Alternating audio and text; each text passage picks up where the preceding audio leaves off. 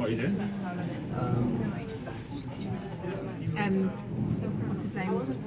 That guy is waiting for us to start. You know, Kent. He's messaging me. Where's the live stream?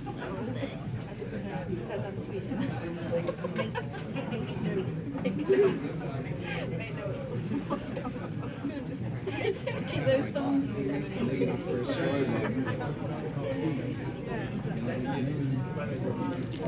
Alright. How you doing, right? Good. You good? How's things? Yeah. How are you doing, right?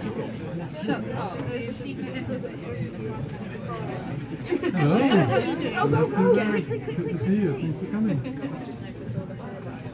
Bloody. Yeah. I'm longer in Jewett.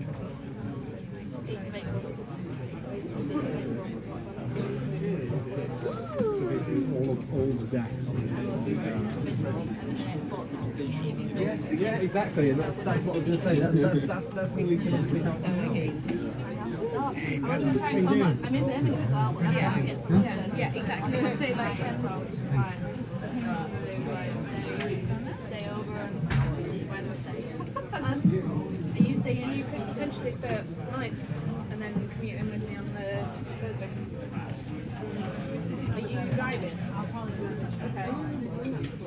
Yeah.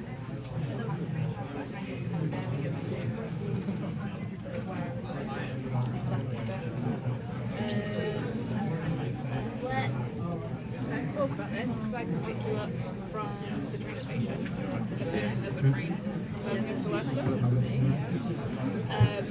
then head over to it. I'll see you in a bit. And then, I mean, I do get a hotel paid for it. Yeah, well, it's up to you. Alright, I'll see you soon. See you soon. Thank you.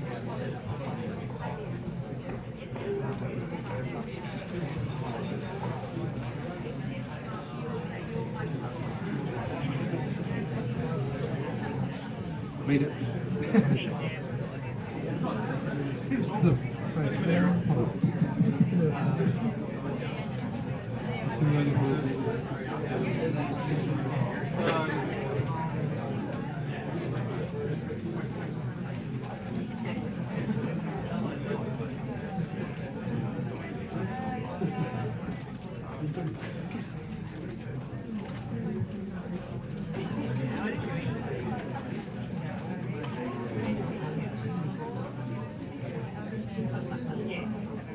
Hi everyone.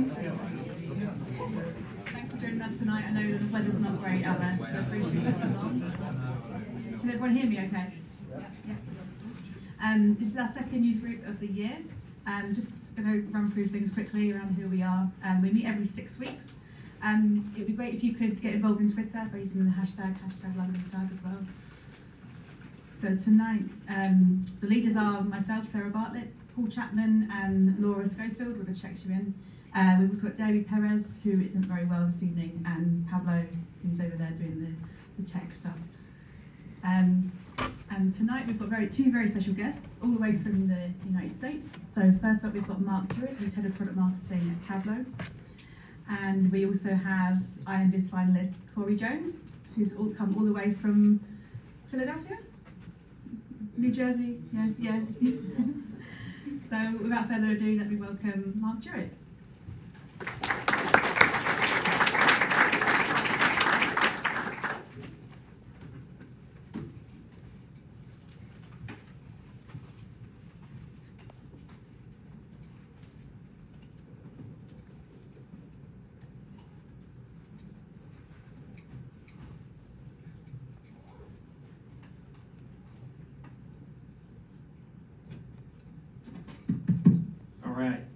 Guys hear me okay? Sorry I was so efficient that I wasn't quite ready. A couple things out of the way here. I am so pleased to be here. I joined Tableau about a year ago. One of the things that I did pretty early on was I was out here for a London Tug meeting. And it was just one of the things that sort of blew my mind about Tableau and getting started at Tableau. And so it's a real pleasure to be back here, to be able to share a few thoughts, and to be able to talk about the product that we all love so much. So thank you for having me. Speaking of Twitter, that's my Twitter handle, and man, would I love it if you guys followed me. I'm trying to build up my following, so I'll put a few sneakers in there and tell you some interesting stuff if you guys join. How's that for a deal? Okay, I want to start by saying, some very heavy goods here. I want to start by saying that the London Tug rocks. Yeah, how about it? And I'm not just cheating to get a round of applause. There's a reason the London Tug rocks specifically right now, which is the London Tug had 12 meetups last year, which was the most meetups within the user group community. We're talking about a massive user group community across the world, 500 of them now. And so, you know, not only in those 12 meetings did you have people showing up and having great conversations, but 12 times across the year is really amazing. So, we went ahead and got a little gift, a small token. Of course, it has to have chocolate in it. So, for each of the 5 people that Sarah showed, to say thank you. So I'm not going to cite everybody, and I'm worried about doing this, but I see Pablo, I see Sarah. Is Paul in the room? Outside. Paul's outside, like still recording videos and things, I think. Laura. Okay, and David's sick, so, you know, you guys get to eat all their chocolate. So, seriously, thank you so much for your leadership.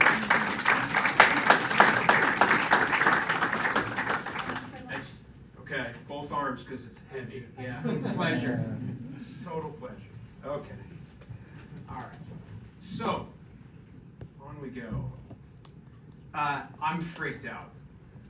I'm seriously freaked out. Standing up here, even though Corey had to do it in front of Iron Viz, standing in front of you guys freaks me out. To stand up here and talk about Tableau. You guys are amazing.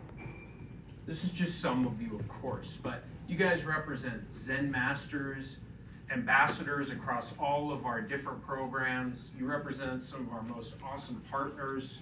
You represent some of the most incredible customer deployments and customers that we get to work with. And all of you, in some way, shape, or form, use Tableau every day. And so, best I figure, there's like hundreds of years of experience sitting in this audience right now. And then, why not just invite one of the Iron Viz contestants just to sort of present after me and say, oh yeah, oh don't worry, Mark, Corey, you know, he's just going to do a little thing. So, and you just show a few things, right? So, that's me, and I have 1 year of experience. So I will do my darndest. The one thing I do have to offer is I can show you some new stuff. So hopefully that'll be a good time. The trouble is, you guys always seem to love it when this guy comes and presents, right? Francois, our Chief Product Officer. In fact, when I was here a year ago, he was presenting. So just to add to my angst, I was standing right back where Pablo was last year when Francois was up here doing this great show and getting all this applause and, you know. So, in fact, that's how much you guys love Francois, right?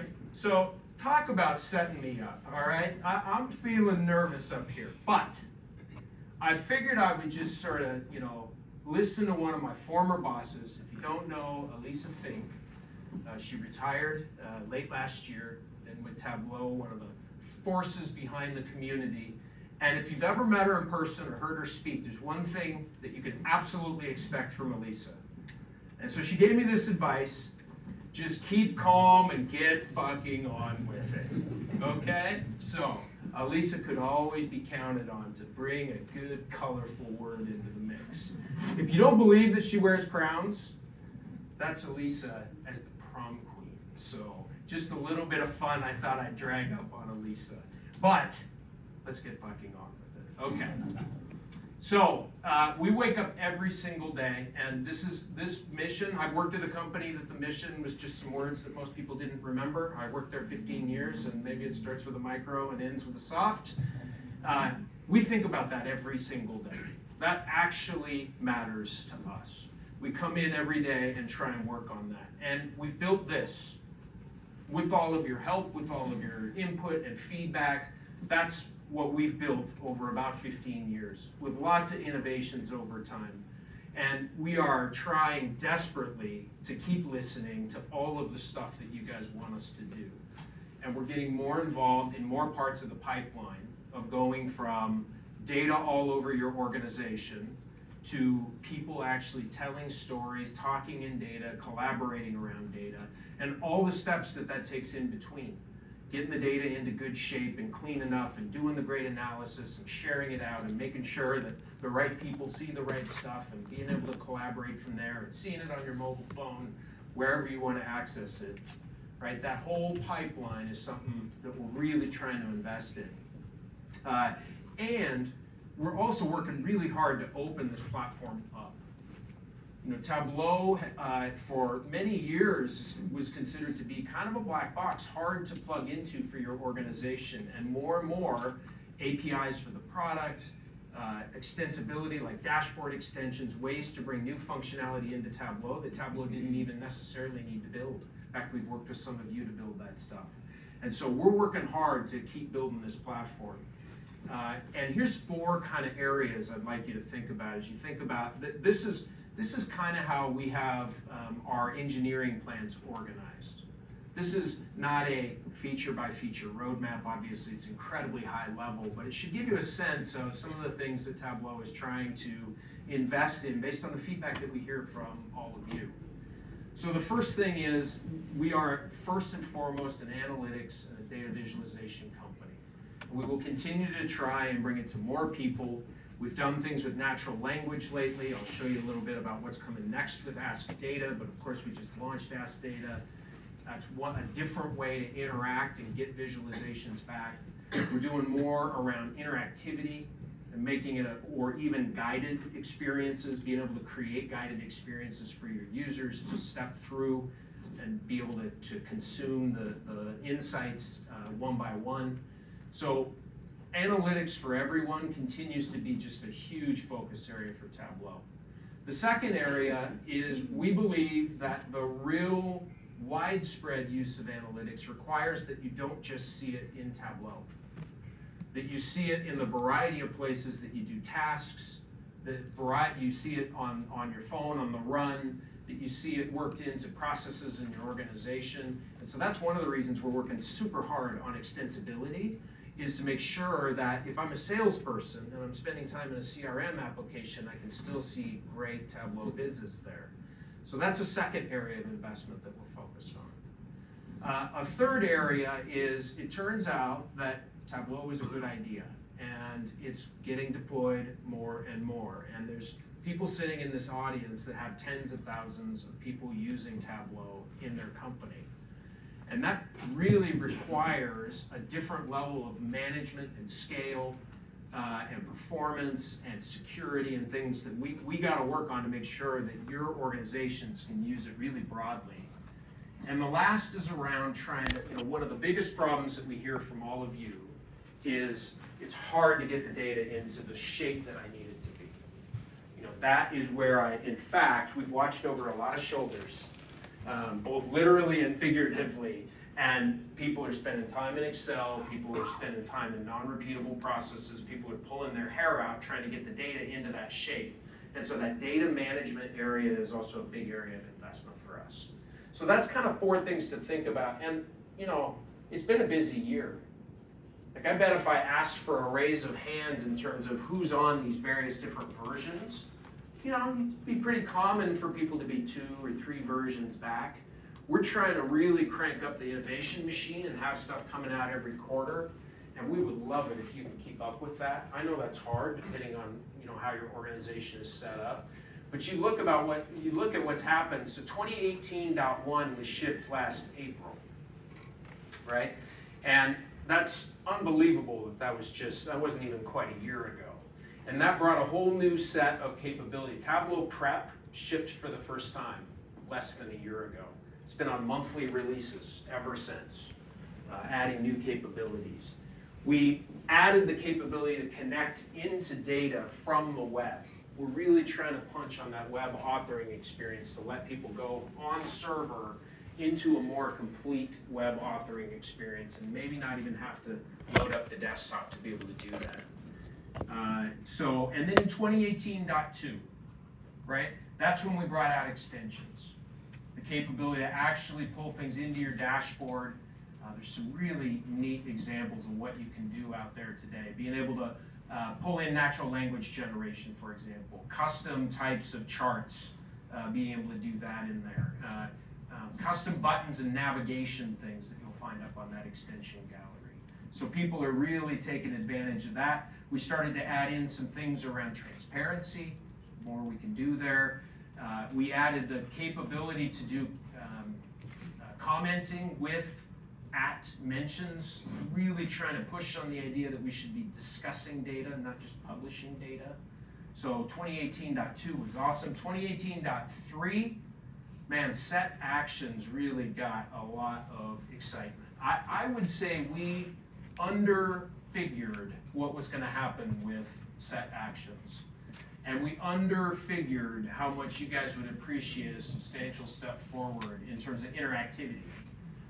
And being able to bring more interactive experiences to your users. Well, we're going to keep going. I'll show you parameter actions tonight. So we're going to keep pushing on that. Heat maps, a new mark type to actually show density. So when everything is squished up in one place, you get a much better sense of where the actual areas of dense data exist. Right? So Tableau can represent more marks than some of the other products out there. And of course, if they're all in one place, it's hard to see. So that density map was really helpful, or mark type rather. And then 2019.1. Have you guys taken a look at that? Who's had a chance to take a look at 2019.1? Yeah. Wow. Thank you. That's awesome. That's a great set of representation of the audience. I figure that's more than 50%, which it's just out a couple of weeks ago, really. So thank you for keeping up and seeing what's there. Ask data. So that's the first instance of being able to really ask. We've always said, that's been one of the things we talk about in Tableau, is you can ask questions of your data. And that's a drag and drop, kind of getting into the flow experience. That's one of the things that you love about Tableau. Well, now you can actually ask your data. And for people that may not be nearly as experienced as you, that's really helpful for them to start to answer questions in the data. And by the way, I'm a decent Tableau user. Sometimes it's faster even for me to go ask a question of my data rather than fire up and start dragging and dropping. So we're pretty ambitious about the Ask Data capability. Prep Conductor, that was the capability that we brought to now start scheduling across the organization. So things built in Tableau Prep, now called Builder, those flows to be able to combine and clean and shape that data, and now being able to schedule it and monitor it across the organization. That was a big new capability in 2019.1. One that we have a little bit of a mixed feeling about. You know, maybe a moment of silence for export to PowerPoint. Shame on you guys, you asked. We still believe in an interactive world. We think that's pretty important to be data-driven, but all right, I guess there's some people that have to see it in slides. So export to PowerPoint now upon us, as well as a new version of Tableau Mobile. So, man, that's been one busy dev team, and a lot of that feedback comes from all of you. What you share in our forums and our idea forum, and what you come and talk about in user groups, and what we hear from you at the Tableau conference, and even on Twitter, if we monitor all of those places, you know, we get a lot of rich feedback from all of you. And so I really want to say a heartfelt, huge thank you for everything that you guys do to help us figure out where to go next. All right, you guys want to see a little bit of 2019.2? Yeah. Yeah. Enough, Mark. Shh. Here we go. So, well, that's Ask Data. I am going to start on Ask Data. Here we go. Most people seen it? Okay. Then what I'm going to do is I'm going to show it, and I'm going to show you what's new. Anybody see anything new yet? All right. So, if you've seen it before, then you know, actually one of the things that's gotten a ton of celebration, by the way, is the windows on the metadata on the left-hand side. And so, hey, why can't I do that in Tableau? Noted. So, but being able to get a profile of the data, what type of data it is, and some of the dimensions, of course, you can see some of the averages and mins and what formula is actually used for that. So a lot of great feedback on that feature. And then also, of course, you just start typing in questions. So what is my income by state? And sorry, it's beta. I'm going to have to dump the region because it's putting that in there for some reason right now. So let me dump that. All right. So there we go. We get that, right? You can see, by the way, if you've used it before, we've got this adjust down there, right? So we're going to clear this out, and we're going to say net sales by brand. I'll misspell it just to make the point that, yeah, it is smart enough to figure that out. Okay, so I'm getting a simple bar chart, right? Interesting. What if I just want to make this real conversational and say, hey, let's make that for Nike? Right, so I'm starting to do that right there in line. I'm seeing the query that's there. I'm able to make a conversational. If I want to say, hey, let's add Bowflex. That's another brand that I sell. It pops it right there. So, of course, you've seen As Data before, so you know that you could click down here and start to say, hey, Bowflex, right, and it'll find it. But the fact that I'm able to do that just conversationally, I could, by the way, didn't try this before, so let's see if it works. Remove Bowflex. Yeah, okay, good, it worked. So, smiles from the front, thank you. You can see the kind of conversational stuff that I can do. Of course, I can use undo and the rest of it. Hey, what about if I wanted to add another sheet right there in As Data? Okay, multiple sheets in As Data, new feature 2019.2. So I can go and create another, let's correlate price and transactions. So it should pull me up a scatter plot there. Of course, I typed it a little wrong, so it's screwed up. But I can go save that as a workbook, multi-sheet workbook. So that was a great way for me just to get started. I could do multiple sheets. I could save it off. So multiple sheets and conversational, new conversational capabilities in As Data for 2019.2. So what do you think? Okay, that was all right, I need to do that. Fair enough. Demo 1. All right. Second, let's talk about maps. What do you guys hear that we're doing with maps? Vector maps. What's that? Vector maps. Vector maps. You got it. Thanks for listening. All right. So on the left side, I got 2019.1. On the right side, I got 2019.2 beta. I say beta because we'll see how this goes. Okay, so I've got the same data set loaded up. This is London Airbnb. I've got it filtered a little bit so it's not all the marks, and it's showing all the different locations. And so, of course, I can go in and I can look at the different map layers. And it gives me 3 grand choices of map layers: light, dark, and normal. As I said, I'm still studying Tableau. I haven't quite figured out what normal gives me. It must mean something. Anyhow, of course, you can add in some streets and you can add in some place names and you start to make a little bit of sense out of it. Fine. So where are we at with this one in 2019.2? So we've got those same options, of course: light, normal. Wait, what's this? We got dark, satellite, outdoors, street names. Okay, let's try street names. Now that's starting to look like a map. All right, so let's go ahead and scroll this in a little bit. It will catch up with me at some point because it's a raster map that is very slowly rendering. You've seen it all before, right? How does it look when you have nice vector maps. Yeah, isn't that nice? Very beautiful. Okay, there. All right, I'm getting on. Get my game together. You can also see, obviously, here, let me pop the, you can obviously see as well a bunch of detail on here. You can see that it's added in, names of waterways, it's added the name of the neighborhood, it's added a bunch of information about places of interest and things like that. An actual useful map in behind there that you can do something with that smooth scrolling that you can do, right? So what else do we have? Well, if I go into this area, hey, there's building outlines that start to show up, and even places of interest like Bart's. I don't know, anybody end up going to Bart's tonight or Gaucho? They're in Chelsea, I can tell you that right now. You can see how nice that map experience is with those vector maps. If I just scroll down a little bit, you can see, no, that's not working, let me get out of here. You can see right there, maybe a little bit of who we're working with. So you might have heard of those guys before. So native in Tableau from Mapbox. So that is a very cool addition to 2019.2.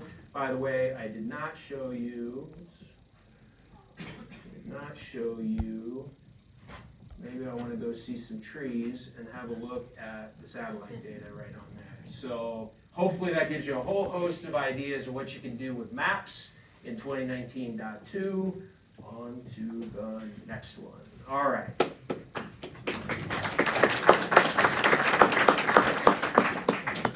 So let's stick in 2019.2 for a while here. All right. A couple of my scenarios might feel a little contrived here, so bear with me. I'm sure you can all counsel me. I'll take coaching after the clinic here. So we are looking here. I just started the idea of I want to find a place. Okay, so I pulled out the typical availability out of the Airbnb data. How many out of 365 days is that place normally available? And I pulled out the pricing because I'm kind of cheap and I like to find the low-cost places. So I'm looking for places that tend to be available and have the right price. And of course, with 77,000 marks and a very wide range of prices, that's a little hard to make sense out of, right? So I did some tricks. I made it so I could do a little filter on the neighborhood there. All right, that helps a bit. I set a parameter, which you might go, why do I have to set a parameter to basically do a filter? More on that in a minute. So, all right, that spreads the data out a little bit, so that's good. I can start to see a little bit more detail there. I also did another thing, which is, I think this is weird, I set a parameter so that I can say, hey, after a certain number of reviews, make those things just stand out in big orange. So I'm using that parameter essentially to set the size and the color. And guess what? Everything I said in the last 2 minutes, you could already do, right? So, great, Mark. That's a nice demo. All right. So, the thing that you could not do before 2019.2 is to go, and the reason that I set that top price on parameter is I can go in and I can create an action that says, oops, not a set action, that says change parameter. You see that okay? All right, so I'm going to go in and do a change parameter. I'm going to say set the top price. Find my place, yep, select, good, target parameter should be, oops, top price, and the field I'm going to set is the average price. Effectively what I'm doing is now if I go and I say, there seems to be a threshold here where these guys down here have more reviews. So I'm going to go ahead and do this parameter action. And the act of clicking on that parameter action sets the parameter based on the value that it's pulling out of the average price for that mark that I just clicked on. And now, that's why I set that filter based on a parameter before, right? Used a parameter as the way to filter the data. It's a trite example. I realize it's a little contrived.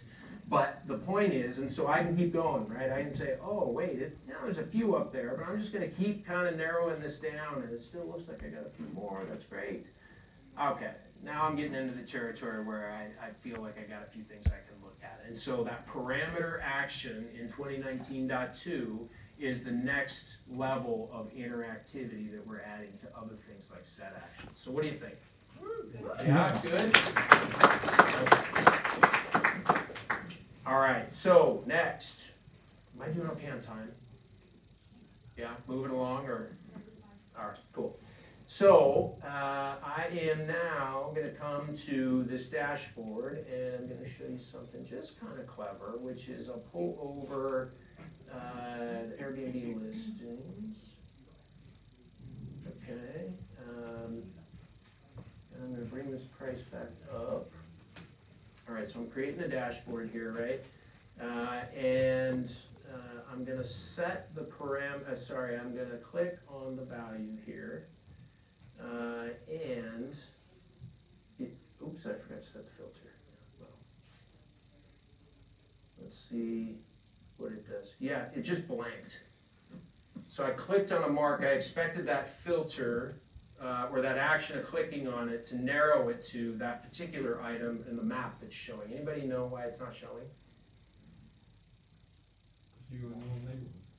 Because I'm in the wrong neighborhood. You're close. I'm filtered on the number of dollars of prices and the number of reviews, and the mark that I just clicked on didn't meet that, and so it didn't know what to do. So I put the wrong sheet in there, right? And again, it's a simple example, but if I have the wrong sheet in there, right, then I got to move it out of there, and I got to move it back in, the proper one. And what just happened when I did that? All of my spacing, all the things that I've done to get that thing just right, you know, is now, let's just call it at risk, right? So instead, wouldn't it be cool if you could just go over and say, oops, if I could click the right way, go here to this little button called, people see what that says? Swap sheets. Yes. And now, of course, I got to set the filter again. But now it's got that one value right there that's narrowing in on because I got the right sheet in there that wasn't filtered. So swap sheets, yeah, shout out. Okay, still going. So, who likes reference lines? Yeah. I knew I could get a shout out. What do you not like about reference lines? Well, one thing you see typically is something like this, right? Apparently the average is 2336.2424242. There's some 4s and 2s there. So, right, and you're creating this wonderful experience for all the people that look at your great analysis, and then you got that turd sitting there, and you're like, aye, and you couldn't change it before, could you? No, you couldn't. You could go in and do something nice like, well, let's at least fix the label, right? And say, this is a clever label. Okay, fine. Could you do this before, though? How about that tooltip? What if you could set that to custom? And you'd say, you know, the average is, what if you wanted to pull that value out of there? So then you'd say, okay, and you go over that, and oh, wait, you still got that crappy thing, so you're going to go in, and you're going to say, no, I actually want to control what that number looks like. And voila, you get the idea. That's right, reference bins, etc. now have a custom tooltip. I hope it helps. There was a comment last year before TC that said, I think I might use a slide in my TC presentation to reinforce the fact that I can't do this. So noted, community feedback taken, and acted on. All right.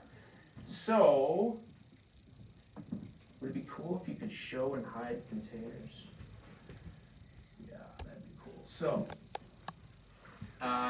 here we go. Can you see that okay? All right. So I'm back to my selection criteria here. I started creating a dashboard, but as I get that done, I realized I want somebody to be able to click on a mark and see where it is on a map, right? So I'm just going to go ahead and create a floating object. a horizontal window here. And, you know, I saw before all those marks would get in the way if they were to move up with my parameter action that I had before. And if my map is sitting over it, well, that's kind of a problem because then they can't see what's behind the map, right? So how about if I would add a toggle button on it, and I pull a map over. Okay, that's cool. And then let's say I just went into that toggle button, and I edit the button, and I say, image is nice. I could do an image, but let's do some text, and I could say show the map. Let's see, when shown. No, that's hide the map. Let's put a little border on it here. Fine. And then when hidden, we'll have to say show the map. And same thing, I'll stick a border on it. All right, and I'll say okay. If I size that a little bit better, the UI needs a little help. It's beta. Okay, so now I've got my hide map, show map button, right? Yeah, rather than show it to you here, I'm going to show it to you over here. By the way, so if you were to arrive up at your server homepage, that looks a little different, doesn't it? Got a little sidebar on there, got your most recents and your favorites and everything, so nice way to start to let people enter the front door of Tableau that may not be using desktop. So new server sidebar. But just to show you in action, and yes, I did a cheat there. Oh, goodness. Yes, I did a cheat there because I did not want to do this. All right. Now that I've done this. And so you've got show and hide, just simple as that. I can go ahead and get rid of that container. So world is your oyster. You now have collapsible. Okay, I gotta say, I'm a little disappointed. I'm a little disappointed. Because I've been working on this. Oops, no, because of that. There's something that you guys didn't notice here yet. And in particular, in this crowd, I would have expected it. Okay, so I'll tell you what it is. We spelled color wrong.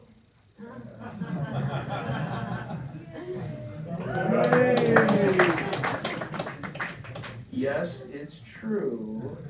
If you go now and look at the languages, the real English is available.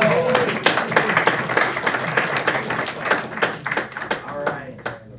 So thank you for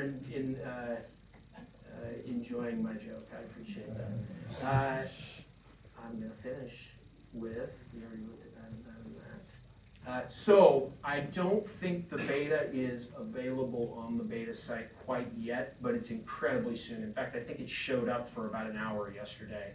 So it should be upon us. This thing, you know, if you're part of the beta program and trying stuff out, I really welcome you to jump on it and go try it out. We want your feedback. The reason we do betas is because all of you are great testers. No, I'm kidding. The reason we do betas is because you give us great feedback on what works and what doesn't work, and we listen and we fix it. So thank you so much. It was my real pleasure to be able to present. And now you get to talk to the real talent, Corey.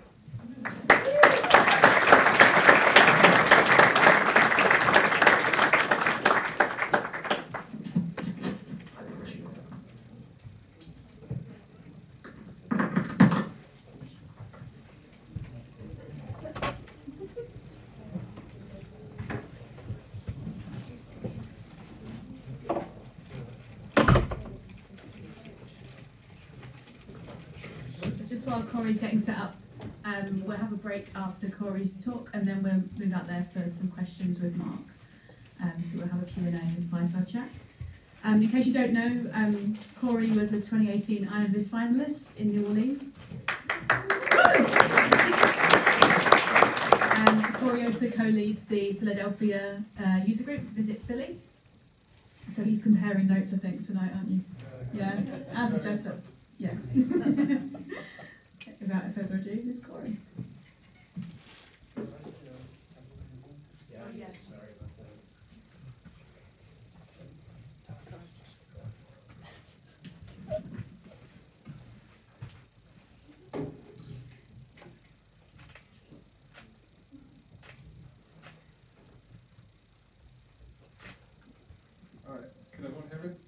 Yeah. Yeah, cool. All right. I want to move it up just a little bit. Good. Good? Okay, cool. All right. Hello, everyone. How are we doing? Good? I'm very excited to be here. As was already said, my name is Corey Jones, coming from Philly or New Jersey, depending who you ask. But I'm here in London for a couple of weeks and very excited and fortunate to overlap with your London tug. And today I'm going to be talking about my Iron Viz experience from New Orleans. So before we get too far into what I'm going to cover, how many people have heard of Iron Viz? Okay, most people. I mean, you have some Iron Viz celebrities. I don't know where Sarah went. Sarah in the back there. TC Iron Viz. So I'm going to talk about David. He's sick. He's not here. Yeah, I saw this tweet. He couldn't make it. So, but David, if you're watching. So today, what I'm going to talk about is kind of the flow that I went through to prepare and then eventually get on stage and make it through Iron Viz. As you've heard, I was an Iron Viz contestant, which means I was not an Iron Viz champion. But I will talk about what it means to be an Iron Viz contestant. Or finalist, actually. I think that's what they say, Iron Viz finalist. You know, sounds even better. All right, so we're going to start with prep and what it means to prep for Iron Viz. And Kent, shout out to Kent, I think he's on the live stream here, was my sous vizer. So Iron Viz, for the people that haven't heard of it, Iron Viz is kind of Tableau's Iron Chef spin-off, where you are cooking up a very quick visualization in front of a lot of people. And similar to how an Iron Chef, you have a sous chef, Tableau gives you a sous vizer, and Kent was my sous vizer that helped me prepare and really get through Iron Viz. So this was a candid photo of us in the Tableau speaker war room, I think a day or two before the actual event. And if you're kind of wondering kind of what the feel was of Iron Viz, this is me and Canon. The timestamp here is the morning of Iron Viz. So we were still working through some things at the very last minute, but it all went well. So when you talk about preparing for Iron Viz, it really starts with the Iron Viz feeder, which is a part of how you get on stage and through Tableau public. And there are 3 Iron Viz feeders, hence the 3 dots, you know, data encoding there. And the Iron Viz feeder to me was kind of, I'm going to talk very briefly about the journey here, but it was a long journey. So my Iron Viz journey starts in June 2016. And I built this lovely dashboard when I was just getting started with Tableau, and I'm going to keep it like this because I think this is the right level of zoom to talk about this dashboard here. But I'll pull it in a little bit. And like I said, this was when I was just getting started with Tableau, so for me, Iron Viz was something that I always liked doing because it was like a measuring stick for me. And it was something that I invested a lot of time into.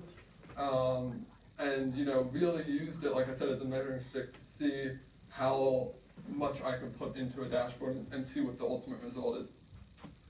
Like I said here, this, you know, was some very interesting color choices, font choices, use of background images, very hectic bump charts I think I just learned about. But I show this because when you get started, and to be fair, this does have a hover action, so when you hover over a word, it shows the popularity, so it's a little better when it's interactive, but definitely still an eyesore. But I show it, and the reason I show it is because when you get started, your goal doesn't need to be, I want to be on Iron Viz this time, you know? For me, in the beginning, it was practicing, learning, taking all the skills that I got through the Tableau public community, and seeing what I could come up with. So June 2016 to June 2017, the new topic was plants and animals. And for me, when I saw that, I was like, all right, definitely animals. I'm much more passionate about animals than I am plants. And I started looking at different topics like around zoos and what animals at a zoo would make a zoo more popular. But it turns out that data is really hard to come by. And then I came on the topic of medical marijuana, which is something that my brother, who suffers from epilepsy, was actually considering at the time. And the data became personal and really interesting and asking a lot of questions. So that was my next lesson, is when you're doing this and when you're preparing for Iron Viz, find data that's personal and interesting, and it makes the journey much more exciting. So I'm going to move through these at the sake of time, but they're all my Tableau public. So then, August 2017, a lot of Makeover Monday and some Workout Wednesday practice in between. I felt like my design was starting to get a little better. And for this one, I think the topic was TV and movies, maybe. And I was looking at how HBO, Netflix, and Amazon are all competing for original content. And you can see it used to be all HBO, and then Netflix and Amazon really started to compete in that space. So I used IMDb, and there's data for every topic out there. So another thing, when you're getting involved in Iron Viz and Iron Viz feeders, as you're preparing, find that data that's passionate for you, and I'm sure there's data out there that you can find. And you can see the absolute dominance of Game of Thrones, which I don't watch, I haven't watched yet, so I know it's an unpopular opinion, but I guess I'm saving the best for last eventually. Which finally brings me to July 2018, and this was the dashboard that then ultimately qualified me for Iron Viz. The topic was health and well-being, and my dashboard looked at the topic of food deserts in the United States.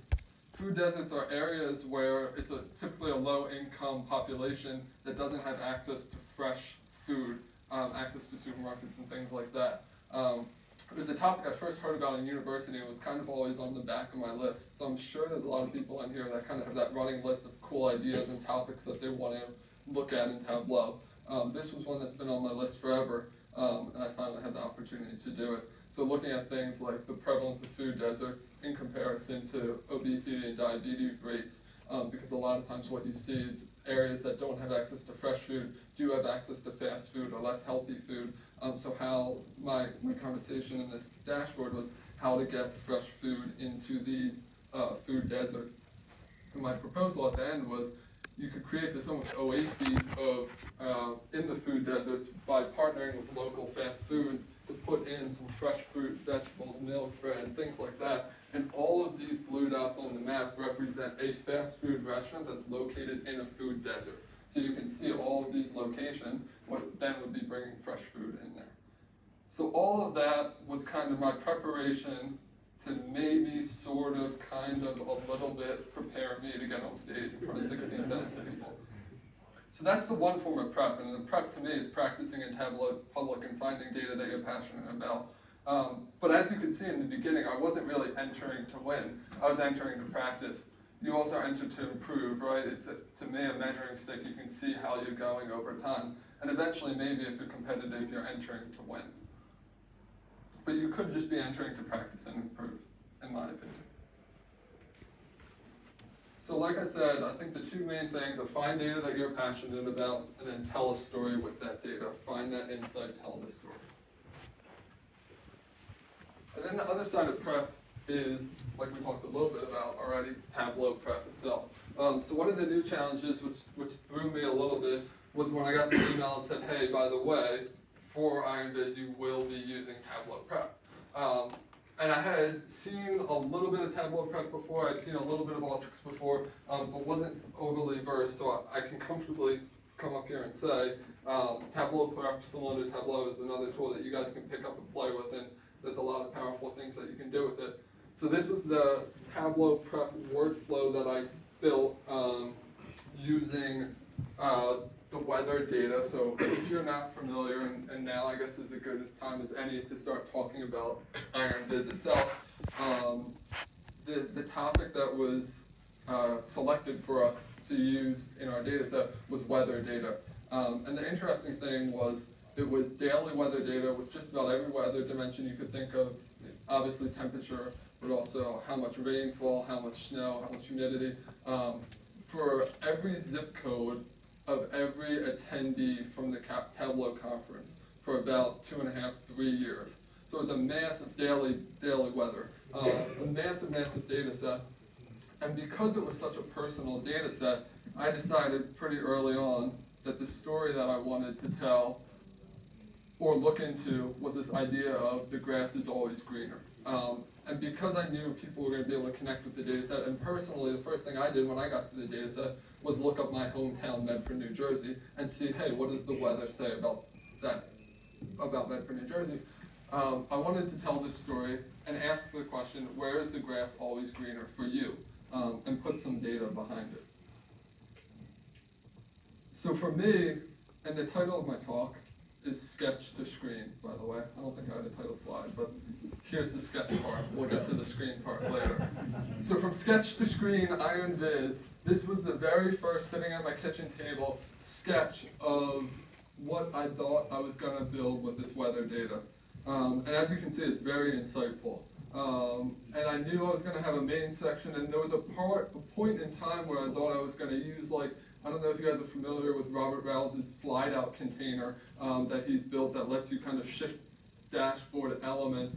And then I realized I only had 20 minutes to build it, so that obviously got scrapped. But a lot of my dashboards, both work and personal, start with bands or big-ass numbers or KPIs at the top. And then some type of map I figured would get on there at some point, partly because it was geographical weather data and partly because my supervisor is Mr. Maps, Kent Martin. So I figured I had to save some space for maps.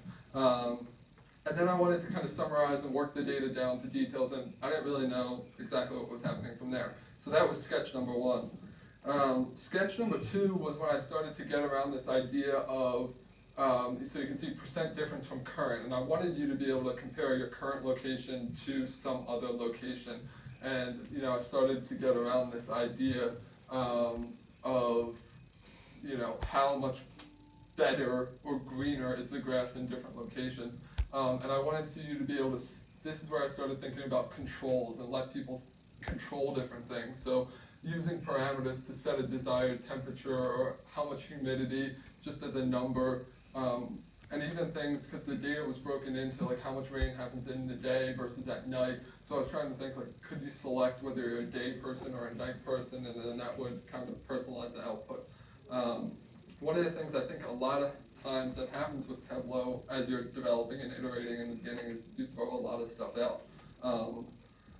But to me, it's getting it on paper, start drawing and thinking about kind of what can actually stay. So I focused in, I knew I wanted to talk about temperature, humidity, precipitation. The day and night was still kind of in there with a question mark. And then this idea of like distance and how far from home you are was another idea. But what I knew at this point was my question was going to be, where is the grass greener for you? I wanted you to select your home location, and then I wanted you to be able to pull different levers and see on a map all of these other locations that better match your criteria than your current location. So this is kind of the story that I wanted to tell. I still wasn't too sure how I was going to do it. But I figured now is as good a time as ever to start building in Tableau. So this was my first attempt at building a dashboard in 20 minutes. So you can see a lot of the components were starting to be there, this thermometer, this humidity. Do you want snow? Yes, snow, no snow, a little bit of rain, not a lot of rain. And then how far and kind of where are you from? So again, a lot of the things that I sat down and drawed, I tried to build in a dashboard. But it's not very pretty, and I got to 20 minutes, I was like, oh my gosh, I'm going to make a fool of myself on stage. So then it was time to revise and rethink and practice some more. And really, mostly what I did here was just tighten up the screenshot because my second attempt wasn't that much better. The one thing I decided, though, from the first time to the second time, was that people don't really know how far from home they're willing to travel. Like, I don't really know, even just traveling from the US to London, like how many miles I just traveled, right? So like asking someone how many miles are you willing to travel is not something that really connects with people. And that's something that I became very aware of as I built this dashboard, is I wanted people to be able to connect with it and answer the questions I'm asking them in a very native and kind of comfortable way. So even things we'll talk about a little bit later, but do you want snow and how much rain? Things such as little rain, average rain, and lots of rain is pretty subjective, right? So I want to think about how I can make that more natural to come to people. So this was one of the changes. Okay, so this was attempt number 3, and I decided I'm going to flip the structure a little bit and start to put a control panel in. And we're starting to get closer to what becomes my final design. and one of my many WebEx sessions with Kent going back and forth on design and different things, we were looking for that wow factor that always exists in Iron Viz, and we're like, what can we do that's a little bit different?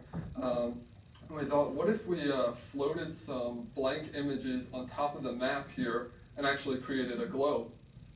And I said, all right, I'll give it a go, I'll see what happens.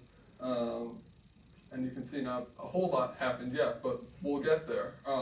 So again, like I said, I think, I started rearranging. I wanted people to first go through their control panel to understand their presets, decide where they live first, what's their ideal temperature, start the asking question and answering question kind of conversation through the dashboard.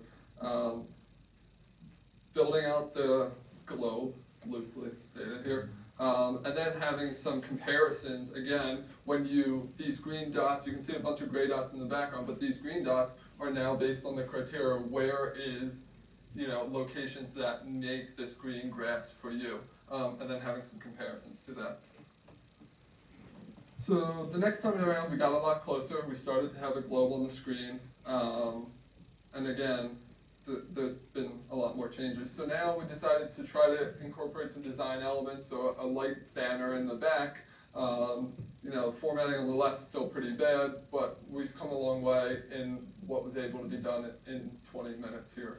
And then I think I was getting close to Iron Viz time and decided I want to get ambitious and start, working in a new format in the middle, showing bars around the outside to fill in some of the white space, and put in these icons, but I missed a lot of things. I wasn't able to get my header on, and it didn't really have that finished kind of appearance that I was looking for. So this was my final dashboard that I was able to build in 20 minutes on stage. It, to me, answered and kind of asked and answered the questions that I was looking for.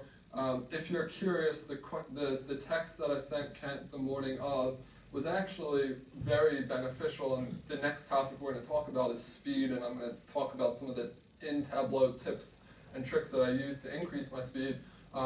But the thing that I decided to change last minute was in the Tableau prep to pre-concatenate all of the city, state, and country. So rather than having 3 drop downs here, it had 1, mainly because that meant I only had to bring 1 thing on my dashboard instead of 3, which saved me a fraction of time. If you guys are trying to figure out how crunched for time I was, that's how crunched for time I was. I was trying to get 3 parameters onto a dashboard down to 1.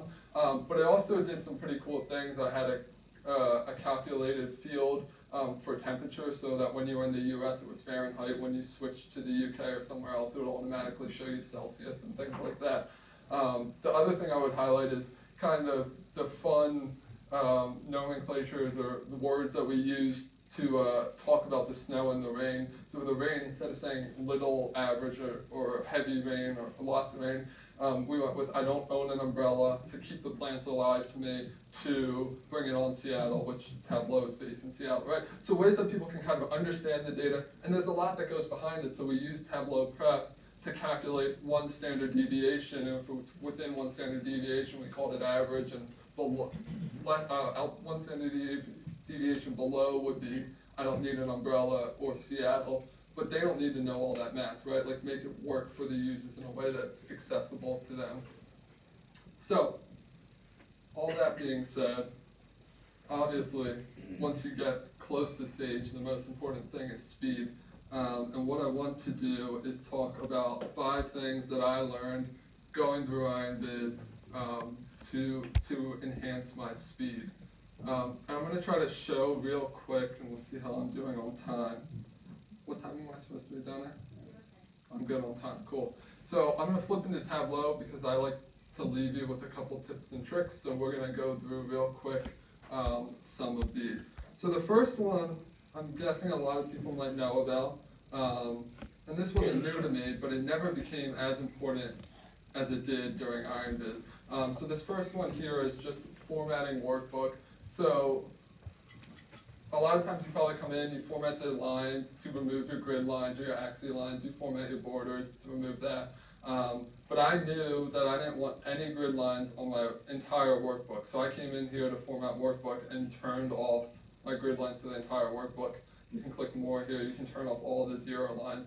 And basically any worksheet that you make moving forward, you won't have any grid lines, you won't have any 0 lines. So that was something I did very quick at the beginning. With Iron Viz, you have to start from nothing and connect your data and do everything. So this was one of the very first things that I did, was come in and do this. If you have certain title standards, font styles, anything like that, you can control your entire workbook doing that. The next one is hotkeys. So similar to Excel, which I wasn't really aware of, but similar to Excel, in Tableau you can use hotkeys. So if you look at the top here, you can see these letters are underlined. So A is underlined for analysis, N for math, etc. So if you hit Alt A C, it automatically will bring you up a calculated field. Again, so rather than coming up here to calculated field and create a calculated field, you can quickly hit Alt A, which brings me to there, and then C, which brings me to create a calculated field. So again, you're able to very quickly just do Alt A C and get to a calculated field. So that's one that kind of just built into muscle memory that I still use today. It's just something that you get into a habit of doing. But again, when we're looking to save seconds, that was a big one for me. The next thing that I don't think this will be a surprise to anyone, but duplicating sheets. So if you think about my design here, I had a lot of sheets here that were very similar in format, but slightly different, like maybe the dimension changed on it. So one of the things that became important for me was when I wanted to build something, and I should probably pick something like segment maybe that has just a couple here. And then drag out sales. I can do all the formatting that I want to do. So let's just say that I am going to color this by profit, just for fun. So one of the tricks and tips that I learned was do a lot of the work and formatting on your first sheet, duplicate it, and then bring it onto your dashboard. And this sounds obvious, but one of the things that you might not think about is this color legend, right? So I'm going to show you it 2 ways. If I come here, I duplicate this, I change this, I come in here and I change this category to category, and then I bring these both onto my worksheet, you'll see I get this color legend on here. And if I had a different color on here, I would get 2 color legends. But the thing that I learned, and the thing that was helpful, was that if you came in here and you hide your color legend, and hide anything else that you don't need, when you duplicate your sheet, it's still not going to be there, obviously. But then when you bring these on here, you don't have those legends that aren't coming on your sheet, coming onto your dashboard. Again, everyday dashboarding, this might not save you more than like 10 seconds or 20 seconds. But for me, this one was very important because I was dragging a whole bunch of sheets, floating a whole bunch of different sheets. And by cleaning it up in the beginning, this saved me a lot of time because I didn't have to click the X on all these different little color legends. Now this last tip here, I think we're at the last one. Hide legends, inline, yes, okay. So I almost gave this one away. So if anyone was watching really closely, they may have seen what I started to do. We'll just start with a new sheet here and I'll come in. This, I think I'm saving the best for last. This tip here, I shared with the Visit Philly Tug, and not a lot of people have known it. I've since blogged about it, so if you follow my blog, you may have seen it. But I will ask for a show of hands because I like to take credit for uncovering this tip here. So tell me if you knew it before me. Okay, so basically what you can do is you can format so this category fill. So for me, I'm right-clicking on category here. I'm making it bigger because it's bigger. And I'm going to pick a really nice, attractive Comic Sans and make it orange, and that looks splendid, right?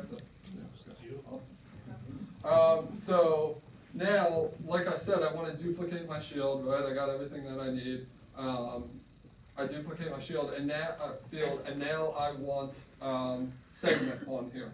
So I come in here, segment, bring segment on top here. And I lost everything I did, right? Great. So here's the tip.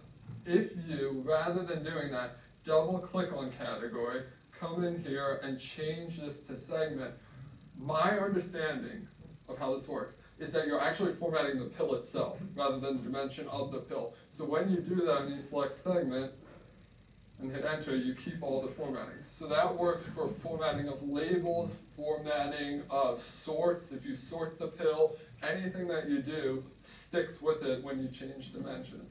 So I use that one at work all the time, and it saves me a ton of time. Does anyone else use that tip? 1, 2, 3, 4. That's not bad. But there's your tip, everyone.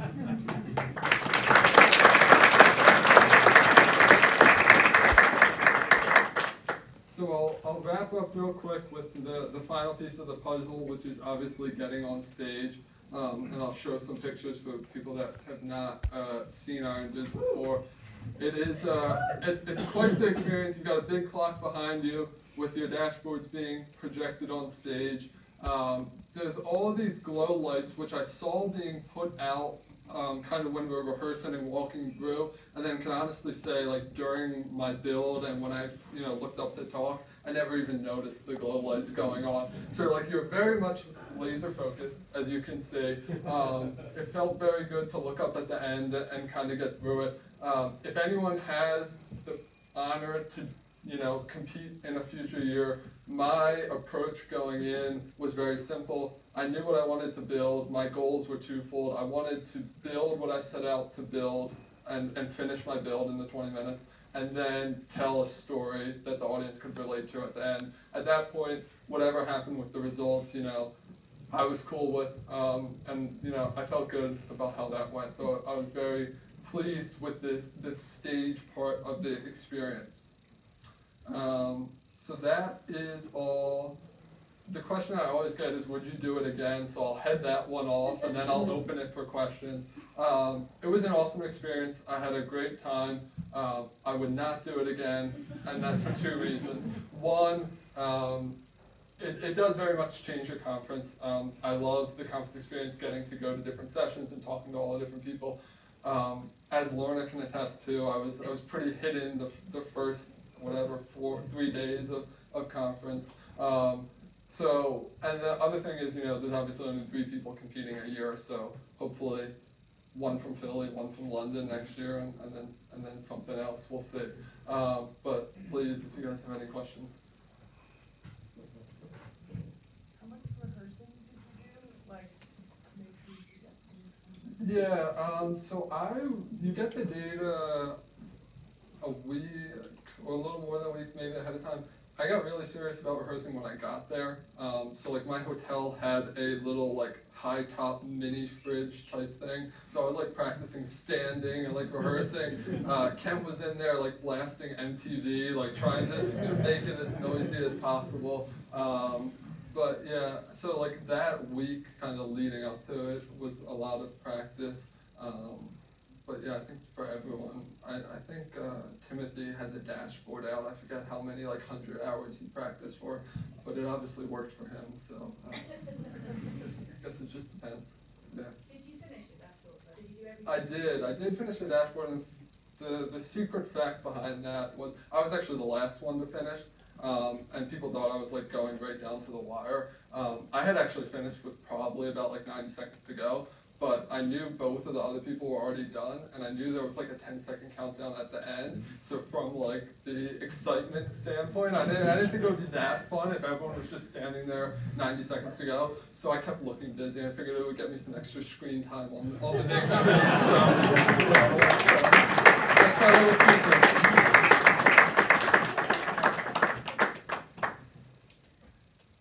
Any other questions? Yeah. Which judge did you fear the feedback from the most? I guess I was most curious what Jock would say. I know he's very knowledgeable and traditional in his just data viz approach. So I was just I guess he was the biggest unknown for me, what he would ask and what direction he would go. He ended up just asking me about set actions and really not giving me a whole lot to respond to. But yeah, probably Jock leading up to it. Yeah.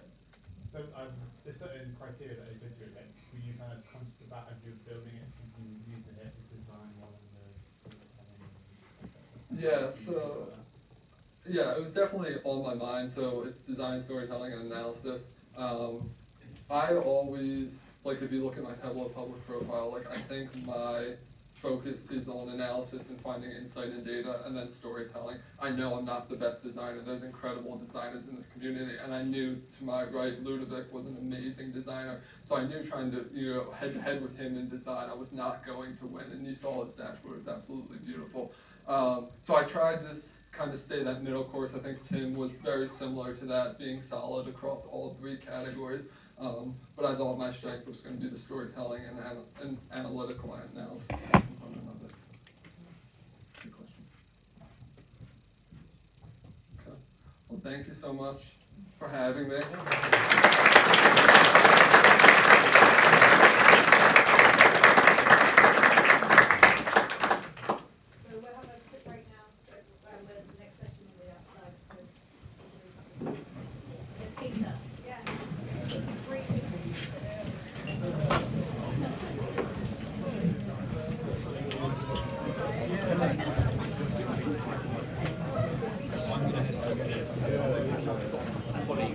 Thank